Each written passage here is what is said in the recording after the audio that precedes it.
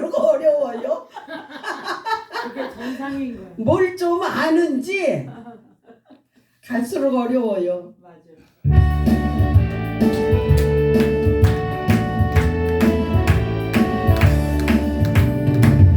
구원으로 인도하는 그분은 참 좋으며 생명으로 인도하는 그 길은 참 험하니 우리 몸에 매여 있는 그 더러운 죄짐을 하나 없이 벗어놓고 힘써서 들어갑시다.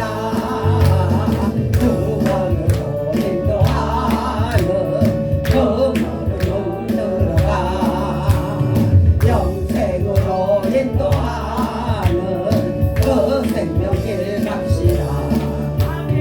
이 세상에 많은 사람 큰 문으로 들어가 넓은 길로 갈지라도 멸망길로 끝나니 세상 헛된 구기영화 모두 내어버리고 주의 말씀 순종하여 그 생명길로 갑시다. 구원으로 인도하는 그 좁은 문 들어가 영생으로 인도하는 그 생명길 갑시다. 구원의 문 열렸으니 주의 공로 힘으로 주저 말고 들어가서 생명길로 갑시다. 구원의 문 닫힌 후에 들어가고 싶구나. 한 번 닫힌 구원의 문 또 열려지지 않으니 구원으로 인도하는 그 좁은 문 들어가 영생으로 인도하는 그 생명길 갑시다. 함께 갑시다. 그리스도께서는 썩는 양식을 위하여 일하지 말고 영생하도록 있는 양식을 위하여 하라고 말씀을 하십니다. 이 말씀은 물질 만능주의의 세대에 살아가고 있는 오늘날의 우리들에게도 가장 정확한 교훈이 될 것입니다. 예수 그리스도께서 하나님의 소유물, 하나님의 아들이시라는 의미가 있습니다. 하나님께서는 그리스도가 하나님의 아들 되심을 인정하셨는데 그리스도께서 세례를 받으시고 요단강에서 올라오실 때 성령이 비둘기같이 임하시며 하늘로서 이는 내 사랑하는 아들이요 내 기뻐하는 자라는 아멘. 소리가 들려오므로 확인이 됐습니다. 아멘. 마태복음 3장 16절에서 17절에 기록된 말씀입니다. 이와 같이 성도들도 하나님 안에서 성령의 인치심을 받은 자들인데 이로써 그들은 온전히 구속함을 얻게 된다는 말씀입니다. 하나님의 소유물로 인치심을 받았다는 것은 하나님의 일꾼이 되었다는 뜻도 있습니다. 네. 우리가 신앙생활 처음 할 때 서리 집사부터 받지요. 그게 바로 주의 일하라는 일꾼의 이름이 집사입니다. 네. 저희 교회에서는 서리 집사가 됐다가 이제 여집사를 거쳐요. 여집사는 항종직이라 1년에 한 번씩 서집사처럼 임명을 안 합니다. 그래서 그 여집사를 거쳐야만 권사를 받을 수가 있어요. 다른 교회는 어떤지 몰라도 제가 신앙생활한 교회는 그랬었습니다. 그래서 서리 집사로서 우리 남편이 지금은 장로님이 됐는데 한 해에 어떤 한 해에 우리 담임 목사님이 서리 집사 자격이 없다고 저희 남편을 임명을 안 했어요. 근데 우리 남편 집사님은 그냥 받아들이더라고요. 근데 제가 뭐라 그래요? 목사님, 목사 자격 있어서, 아니, 집사 자격 있어서 집사 다 받냐고 제가 목사님한테 그리고 했어요. 나는 이 교회 안 나와요. 내가 목사님한테 집사 임명한 사람들 다 집사 자격 있는 사람만 임명했냐? 내가 그렇게 나올 줄 몰랐나 봐요. 우리 담임 목사님이. 안 가요? 나는 교회. 근데 놀라운 일이 생겼어요. 그래서 저는 버티고 안 갔어요. 근데 우리는 이제 딸이 둘이 있었는데 걔네들이 엄마, 나는 엄마가 교회 안 가도 나는 가야 돼. 그러면서 둘이요. 주일학교를 열심히 가더라고요. 그래도 저는 버티고 안 갔어요. 내가 집사 자격이 없어서 나를 임명을 안 하면 난 넘어가겠는데 남편을 그러니까 나는 용납이 안 된다 그랬어요. 그리고 버티고는 이제 꿈을 주일날 한 주를 안 가고 어디를 가요? 우리 교단에 우리 동네에 있는 교회를 제가 주일을 안 갈 수는 없잖아요. 이제 남편 보고 가자고 그래가지고 살고머니 가서 거기 가서 예배는 드리고 왔는데 제가 이제 꿈을 꿨어요. 근데 이렇게 고추가 심은 두둑이 있고 고추를 심지 않으니 골이 있잖아요. 근데 골은 곡식이 아니고 잡초도 있고 근데 그 두둑은 이제 고추를 심어서 가꾸는 거잖아요. 근데 그곳에 뭐가 있어요? 냉이가 이렇게 있는데 그거를 누가 뽑더라고요. 냉이를. 그러니까는 하얀 그 냉이 뿌리가 아주 깊은 데 있는 게 뽑혀서 올라오더라고요. 그래서 저거 두둑에 있는 거를 왜 뽑지? 내가 이제 이랬더니 꿈인데도 그랬더니 꿈에 왜 뽑느냐예요. 그 두둑에 심겨져 있는 거를 비록 냉일지라도 그러면서 거기를 내가 심어놨대요. 그 냉이를 그 두둑에다가 그랬다고 이제 누가 뽑냐고 다시 심으라 그러더라고요. 이제 꿈인데 그래서 하나님 내가 거기를 안 가면은 되는 게 아닌가 봐요. 그리고는 제가 그곳에서 신앙생활을 열심히 하다가 아니 신학교 가면서 전도사 사역을 이제 나가니까 다른 교회로 가서 전도사 사역을 하고 이제 거기서 저희 이제 남편이 장립을 받았어요. 그래서 제가 이제 거기서 강도사까지 받고 일을 하다가 이제 개척을 하니까 우리 목사님이 장로는 항종직이라 못 가는데 어떻게 부인이 목사 안수 받고 이제 개척을 하니까 그냥 기쁜 마음으로 보내주더라고요. 그래서 그 교회에서 제 임의로 못 나오고 신앙생활을 했던 게 생각이 납니다. 그래서 일꾼이 된 우리들은 어떻게 해요? 주르르에 죽도록 충성해야지요. 본래 죽을 수밖에 없었던 자리에서 하나님의 품으로 옮겨옴을 받은 성도들은 하나님의 풍성하신 은혜를 사람들에게 증거하지 않으면은 안 되기 때문입니다. 에베소서 3장 8절에 모든 성도 중에 지극히 작은 자보다 더 작은 나에게 이 은혜를 주신 것은 측량할 수 없는 그리스도의 풍성을 이방인에게 전하게 하시고, 그러고자 우리를 먼저 불러서 구원받은 하나님의 자녀만도 감사한데 또 하나님의 종으로 부른 은혜에 감사를 드립니다. 그러므로 성도들의 한결같은 신앙 고백은 살든지 죽든지 내 몸에서 그리스도가 존귀케 되게 하려 하나니, 이는 내가 사는 것이 그리스도니 죽는 것도 유익함이라.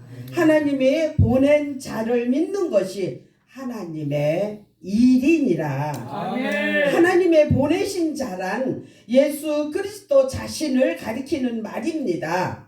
믿는다라는 말은 믿음의 결과가 나타날 때까지 계속적으로 믿는 것을 말합니다. 그리스도를 믿는 믿음에 따르는 결과는 의롭다 하심을 얻는다고 말합니다. 모든 사람은 아담의 범죄 이후 죄의 영향 아래 들게 되었습니다. 그러므로 그 누구도 하나님의 영광에 이르지 못하나 예수 그리스도를 믿는 자에게는 하나님의 은혜로 말미암아 값없이 의롭다 하시는 은총이 주어졌습니다. 로마서 3장 23절로 24절에 기록된 말씀입니다. 그리스도를 믿고 그 이름을 의탁하여 무엇이든지 구하면은 받게 됩니다. 우리가 주의 이름으로 구하여도 받지 못함은 정욕에 쫓아 쓰려고 잘못 구했기 때문이라고 야고보서 4장 3장에는 기록을 하고 있습니다. 그리스도를 믿고 그를 사랑하는 자는 그리스도의 일을 하게 되는 것입니다. 예수 그리스도께서는 베드로에게 내가 나를 사랑하거든 내 양을 먹이라고 말씀하였으며, 제자들에게는 너희는 가서 모든 족속으로 제자를 삼아 아버지와 아들과 성령의 이름으로 세례를 주고 내가 너희에게 분부한 모든 것을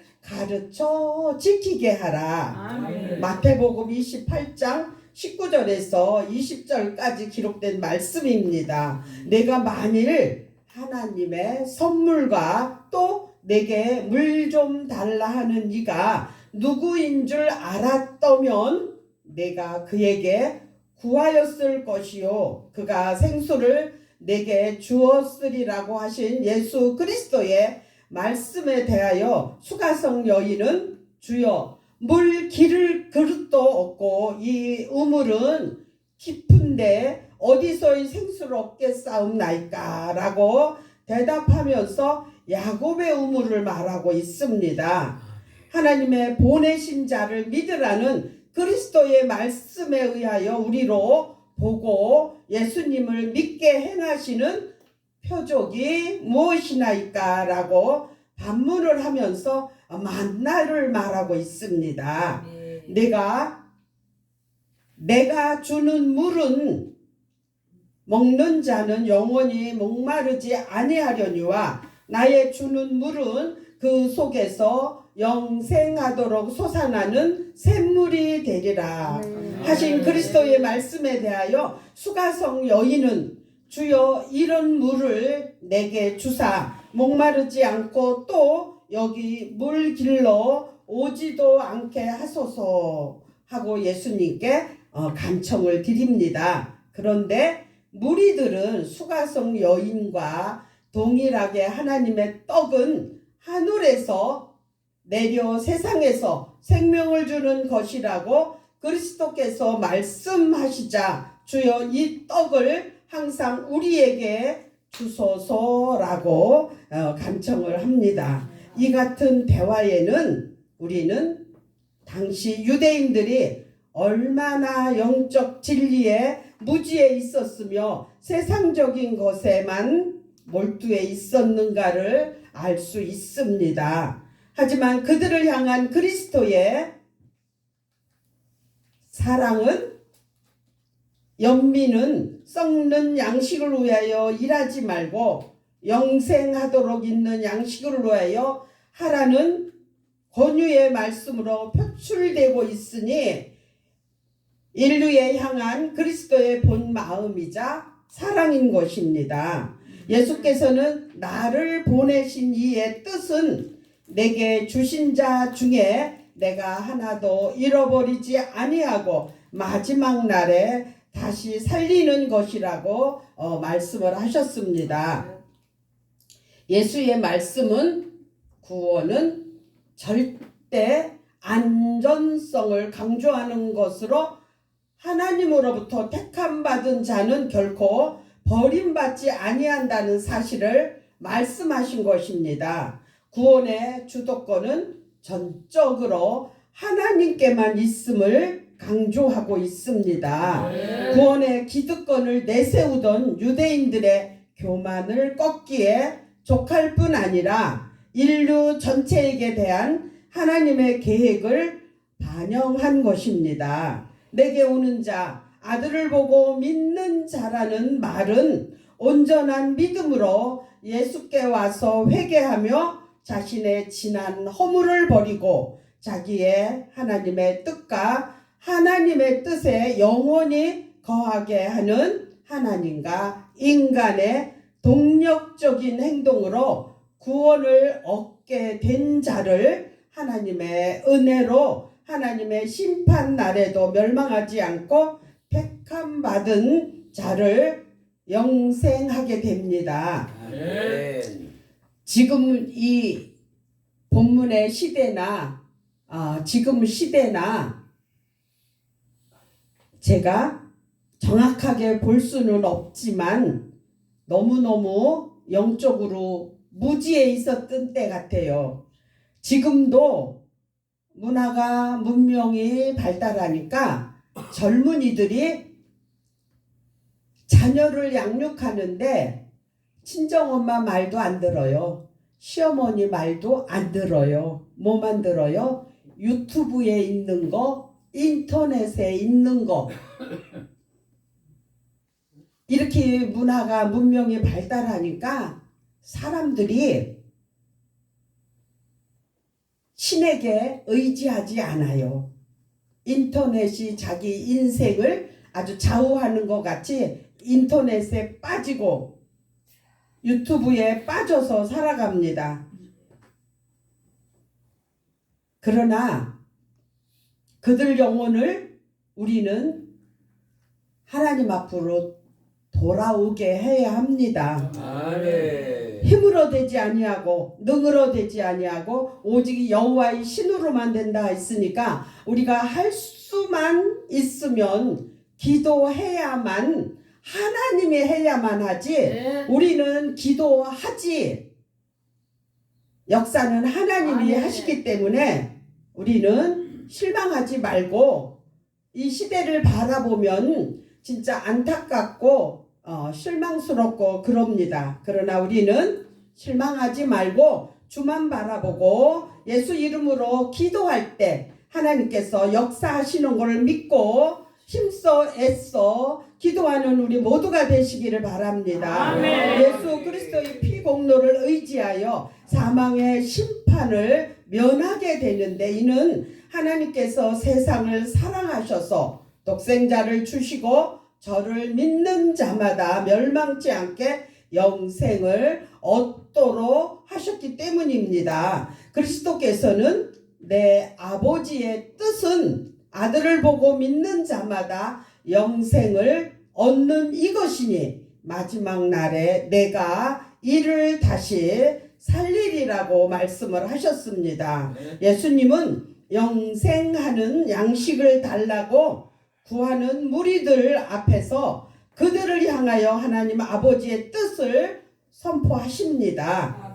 40년간 먹여 살렸던 것처럼 이스라엘 백성에게 만나를 내려 40년을 먹여 살려셨던 것처럼 아들을 보고 믿는 자마다 영생을 얻는다고 하십니다. 영생하는 양식은 만나처럼 거두어지는 것이 아니라 그 양식은 아들을 보고 믿음으로 얻어지는 소유할 수 있는 것입니다. 예수 그리스도를 믿는 자는 영생을 얻고 부활의 은총도 입을 수 있습니다. 성도들은 성령의 증거와 확신 주심을 통해 아들을 깨닫고 보고 믿습니다. 날마다 성령의 인도와 주님을 구주로 고백하고 인정하며 따라가야만 합니다. 하나님 앞에서 예수 그리스도를 구주로 영접한 사람은 주님의 재림을 맞이하지 못하고 육신의 죽음을 인하여 그는 마지막 날 주님께서 재림하시고 모든 사람을 심판할 때 부활시키십니다.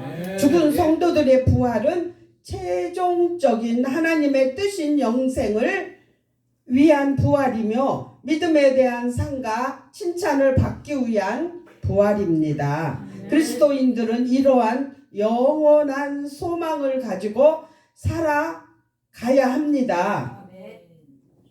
때로는 고난을 견디지 못해 좌절하고 낭망하는 경우도 있지만 하나님의 나라에 주 예수 그리스도에 대한 믿음의 소망을 굳게 지켜 잊어버리지 말아야 합니다.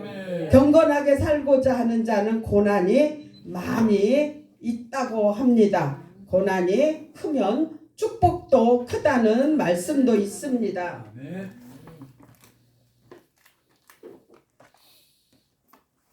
그리스도를 인해 받는 불이익이나 어려움을 그리스도의 고난에 동참한다고 생각하며 감사함으로 받아들여 성숙한 신앙인으로 성장해 나가야 합니다. 성경은 이런 신앙이 하나님 앞에서 아름다운 것이라고 말씀하십니다. 베드로전서 2장 20절에 제가 있어 매를 맞고 참으면 무슨 칭찬이 있으리요 오직 선을 행함으로 고난을 받고 참으면 이는 하나님 앞에 아름다우니라. 아멘. 하나님께서 맡겨주신 자를 잃어버리지 않으시는 주님의 모습 속에서 자기 양을 끝까지 사랑하시는 선한 목자의 모습과 음성까지도 듣고 알아맞힐 수 있습니다.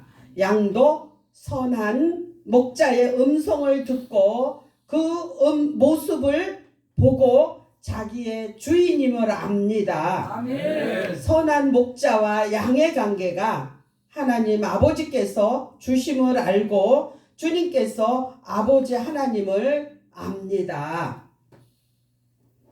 요한복음 10장 14절에서 15절에 나는 선한 목자라 내가 내 양을 알고 양도 나를 아는 것이 아버지께서 나를 아시고 내가 아버지를 아는 것 같으니 나는 양을 위하여 목숨을 버리노라. 아멘. 아멘. 사도 바울은 로마에 있는 성도들에게 편지를 할 때 환난을 당하는 그들을 향해 세상에 그 누구도 우리 주 예수 그리스도 안에 있는 하나님의 사랑에서 끊을 수 없다고 했습니다. 로마서 8장 35절에서 39절에 누가 우리를 그리스도의 사랑 안에서 끊으리요 환난이나 공고나 핍박이나 기근이나 적신이나 위험이냐 칼이랴 기록된 바 우리가 종일 주를 위하여 죽임을 당케 되며 도살할 양같이 여김을 받았나이다. 함과 같으니라. 그러나 이 모든 일에 우리를 사랑하시는 이로 말미암아 우리가 넉넉히 이기느니라. 내가 확신하노니 사망이나 생명이나 기품이나 다른 아무 피조물이라도 우리를 우리 주 예수 그리스도 안에 있는 하나님의 사랑에서 끊을 수 없으리라. 아멘. 주님은 선한 목자로서 자기 양을 위하여 죽기까지 하셨다고 성경은 기록을 하고 있습니다. 성경은 우리가 주의 자녀가 되고 일꾼이 된 모든 것을 그 마음에 원대로 역사하시는 하나님께서 세우셨다고 했습니다. 우리가 부족하고 연약함에도 하나님이 택하여 세우셨으므로 영광스러운 직분을 받고 영원히 새하지 않는 유업을 잊게 되었습니다. 우리가 기억하고 항상 감사해야 할 것은 날마다 도우시는 하나님의 은혜입니다. 어려운 상황 가운데서도 우리가 염려 없이 살 수 있는 것은 주의 돌보심의 은혜입니다. 바울이 언급하고 있는 충성된 자란 교회의 신실한 일꾼들을 의미합니다. 책임의식이 있는 사람들, 주의 일에 헌신적인 사람이래야 부탁한 바를 제대로 실천할 수 있기 때문입니다. 무엇을 맡겨도 근심하지 않고 믿고 맡길 만한 사람이 충성된 일꾼입니다. 하나님은 신실한 사람을 충성된 사람으로 인정을 합니다. 탁월한 능력을 소유했다 하더라도 신실함을 인정받지 못하면 일을 맡기지 않으시는 것이 하나님의 법칙임을 알았습니다. 우리는 맡겨주신 일에 최선을 다하도록 힘써야 합니다. 교회의 신실한 자들에게 바울에게 들은 바 가르침을 부탁하도록 권하는 이유는 그들이 다른 사람들을 가르쳐 바로 세우게 하는데 목적이 있기 때문입니다. 우리도 이 일이 때로는 힘들고 어렵고 피곤해도 죽어가는 영혼을 구원하라는 하나님의 명령을 순종해서 합니다. 당장 눈에 보이지 않고 당장 구원받는 수가 늘지 않아도 우리가 이렇게 주의 이름으로 열심히 할 때에 우리의 기도의 양과 우리의 노력이 하나님의 양에 찰 때는 하나님께서 일을 하시기 때문에 그 믿음으로 합니다. 바울은 군사와 경기자의 비유에 있어 농부의 비유를 통해 사역자의 자세에 대해 교훈을 하고 있습니다. 보장을 받는 사람은 부지런한 사람이었는데 농부의 비유에 있어서도 부지런한 농부가 먼저 곡식을 받게 된다고 말합니다. 복음 전도자는 자신의 생계에 얽매이지 말고 진심으로 주님을 기쁘시게 하며 부지런히 땀 흘려 사역에 충실해야 합니다. 풍성한 수확을 얻기 위해서는 열심히 일해야만 한다는 것으로 복음의 결실을 위해 힘껏 노력해야 함을 말합니다. 우리의 생활 속에서 성령의 열매가 맺어지기 위해서는 성령을 쫓아 행하는 수고가 있어야 합니다. 우리는 기도할 때도 힘쓰고 애쓰고 목이 쉬고 땀이 나고 그러면서도 게을리하지 않아야만 됩니다. 사람이 혼자보다 두 사람이 낫고 두 사람보다 세 사람이 낫고 사람이 모일수록 보이지 않는 힘이 우리에게 있습니다. 그래서 우리는 힘들어도 열심히 모이는 데에 힘쓰는 우리 모두가 되시기를 바랍니다. 사람이 무엇으로 힘든지 그대로 거두게 되므로 우리는 수고하는 농부의 삶을 본받아 기도에 희생을 통한 인격적인 친교와 눈물로 땀을 심으며 좋은 결과를 기대하는 우리 모두가 되어야 하겠습니다. 이렇게 되기를 예수 그리스도의 이름으로 축복합니다. 기도드립니다.